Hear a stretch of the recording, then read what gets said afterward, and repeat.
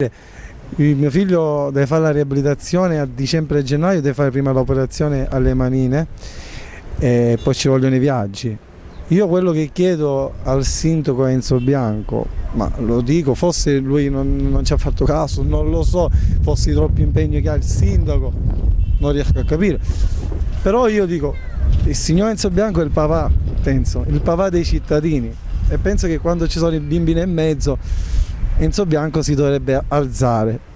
Spero che si alzi in questo momento Enzo Bianco e dica perché quanto è un problema dei bambini. Io vedo che i cittadini si muovono subito. Penso che Enzo Bianco si alzerà, arriverà al punto di dire: Alessio, siamo tutti con te e tutti con tuo figlio Loris, i viaggi andranno bene, e un mese di alloggio te lo daremo noi e per le riabilitazioni le faremo noi. Io spero tanto per Enzo Bianco, spero veramente, spero perché è una persona molto in gamba, ne parlano molto bene del sindaco. C'è chi ne parla male, in tanti posti c'è chi parla bene di un politico dell'altro, però in questo momento dobbiamo fare una cosa, dobbiamo mettere da parte la politica e dobbiamo entrare nei cuori dei bambini. Io penso, non so Andrea, dimmi tu se sto sbagliando, io sono ormai, te lo giuro, distrutto. Di che cosa ha bisogno Alessio precisamente?